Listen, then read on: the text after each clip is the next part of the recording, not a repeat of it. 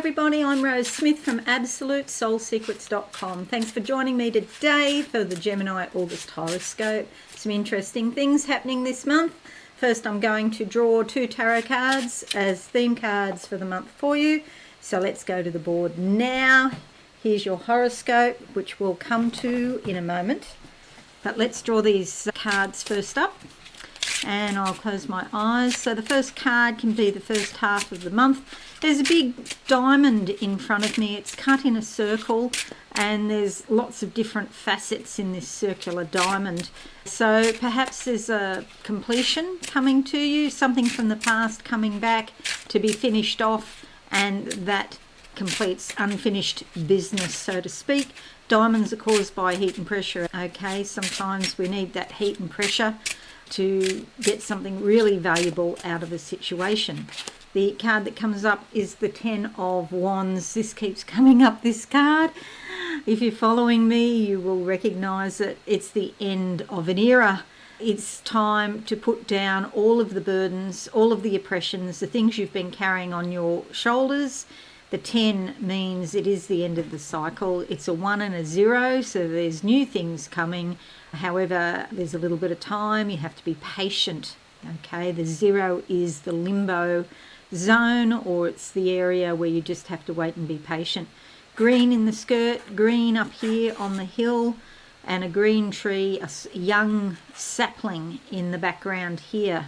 So you too can be a young sapling growing up, and perhaps you'll feel revitalized when you let go of the burdens of the past that you've been carrying. Okay, this month you may well have some insights into what those burdens are and the ways that you can let go. Now, the second half of the month, what do I see for Gorgeous Geminis? Closing my eyes, doors opening in front of me. There's a fish bowl here with a couple of goldfish. Fish are the messengers of the unconscious. Okay, so some little messages coming up that you'll be able to pay attention to and to comprehend what they mean yourself. All right, let's see the card that comes up. This is another card keeps coming up, the Judgment card. Doesn't seem to it doesn't matter how many times I shuffle the cards, the cards that want to come up. This card never comes up, and then just the last few weeks have been coming up so much. Okay, so here we have an angel looking out over all of this, blowing her little wee trumpet there, asking the people, beseeching the people to step out of their restrictive boxes of their belief systems. Okay, whatever it is that you believe now, you may well find that sometime in the future, maybe not too far away, I would think in terms of months, not years, but not many months, that you're going to see the light and make a fresh decision. Judgment is all about, obviously, making judgments. We make judgments about lots of people, but worst of all, I guess, is we make judgments about ourselves. So that makes it even harder for us, our own judgments, because we carry those around in our heads, you see. So they're with us all of the time. It's an it's an unfolding sense of purpose in the world and what our mission is that is influenced by our judgments. So if we think we're not good enough, are we going to fulfill our mission, basically? You become more aware of the interconnectedness of all things. And even though we're different people in different countries, we have more in common than what you might think initially. So this is telling you or asking you to turn your mind to upstairs and ask them, I guess, to relieve you of the burden of judging yourself and others. So it's a major arcana card. It's pretty important. Okay, now let's go to the board and make it a little bit bigger so we can look at your horoscopes. Okay, that one you can't quite see and it's fairly important. Okay, the Judgment card. All right, here's the horoscope. The first thing to notice is we've got a T-square and a finger of God. The T-square's got the moon involved, and it is a full moon in Aquarius. But the moon moves very, very quickly. So this T-square is only going to last a day, not even two. A day, we're talking hours really. And it's between the moon, Uranus here in your 12th house, the moon in your 9th house, and the sun here in your 3rd house. Study might be on your mind, communications might be on your mind, and something to do with your local area is another alternative option here.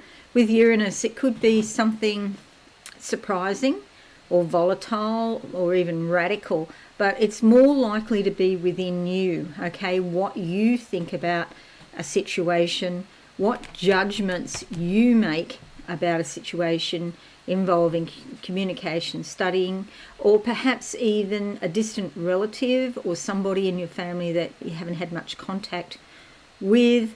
It brings up subconscious things out of your subconscious, obviously. It brings up, sometimes with the full moon, they can be turbulent. In Aquarius, there could be even some issues with technology. Maybe things are not working properly. Your devices might crack up or something. But yeah, often you find, especially with people who have any sort of psychic ability, or if they're in that esoteric type industry, electrical things go haywire. Later on in the month, we'll have Mercury retrograde. That also causes a lot of things to go haywire. So this T-square only lasts the day of the 1st. So don't worry about it. Maybe on that day, don't do extra things or go out and about too much or things like that, because the T-square does bring challenges. Now, but on the positive side, we also have Pluto, Neptune, and Venus making the finger of God here, with Neptune and Pluto bringing transformative spirituality, maybe around your career, and it's focused here to Venus is the focal point. So it could be something to do with relationships, maybe beauty or art. It's in the 3rd house. It could involve communications that are very profound or very meaningful to you. Okay, so they're the two aspects to start the month. The full moon in Aquarius here is on the 1st, and it's in your house of the higher mind. You might really be thinking about re-educating yourself in some way, or perhaps you're interested in traveling, or there's some sort of interrelationships, some sort of communications with people that are more exotic than you, or maybe they have overseas connections. That's always possible. Interestingly, we also have a full blue moon in Pisces on the 30th of the month here in your house of career. Now, a blue moon just means that it's a full moon that occurs twice in 1 month. Doesn't normally happen. A blue moon is really not an astrological thing, but I always include it because I think it's something a little bit different. In Pisces, you could be very much going with the flow. There could be a lot of intuition around your mission in life, or perhaps if you're working, whatever your career is, or maybe to do with authority figures such as a parent. Traditionally, this house was associated with the mother, but these days roles are so fluid between parents, whether one stays at home or one goes to work or they both go to work. So I don't think anymore that it's a particular parent, but yeah, it used to be considered the realm of the mother. This is also about your public life. So there could be, your intuition could be on display in your public life in some way. So whether that's work or whether that's on social media or not, we will see. The new moon on the 16th of August is in Leo down here, adding to the overall energies of the 3rd house again, bringing a new start, a new beginning to your communications. Some flashes of wisdom and knowledge could come out on display, but it's also to do with your local area and getting about town, getting your errands done, getting more organised with those things that you have to do locally. We have the 23rd, sees the sun entering Virgo here at home, and it's bringing comfort and stability and insight and awareness, and it's joining Mercury and Mars here. So there could be a lot of energetic activity around the house until the 27th, when it then goes into the 5th house. But yeah, with Mars, do be cautious with your family and friends that no arguments develop. It's just because with Mars there's a lot of extra energy that other people don't have. So you may want to discuss something or plan something out, but there's a lot of force in your voice, so just be aware of that. Sometimes words can come out more forceful than you anticipate. And there we will have, yeah, it does look like something major around the home and family where there's a lot of energy expended.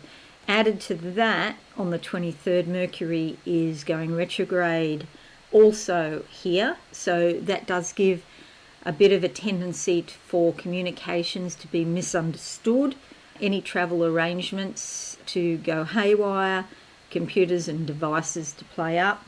So yeah, do be careful of miscommunications. That's 23rd of August till September 14th. And it is a great time for finishing off things that you started, say, before the 16th of the 8th, because from the 16th to the 23rd is basically a thing called a shadow period, when the energy is not fully on but it's coming on. And then from the 23rd to the 30th, again another shadow period where the energy is going off. Excuse me, coughing here. Okay, and finally we have on the 28th, we have Uranus retrograde back here in Taurus, bringing surprising revelations from your subconscious. It's in a retrograde position. You have to find a new way to deal with something surprising or unpredictable, but it's in the 12th house, so it's probably not a physical thing. It's probably coming out of your subconscious, so you might have unexpected dreams, that you have a weird dream and then you think, oh my God, what did that mean? Because it's so weird or strange. I dreamt about koalas last night, for example, as you do. And then you have to sit down and work out all the elements of your dreams. Okay, so that's it, gorgeous Gemini. Oh, I forgot to mention, Mercury is your ruling planet. So Mercury retrograde is probably going to have a very strong effect on you, especially in Virgo, because Virgo is also ruled by Mercury. So it's an earth planet, but you're an air sign yourself, but the same modality. So you're probably going to be really affected. So do be cautious with Mercury retrograde, with all of your communications, your travels, and everything else that you do. Have a fabulous month, everybody. I'm sure you will. If you're new, subscribe and be alive. Don't forget to hit the notification bell. Have a great month, and I'll see you all again soon. Bye for now.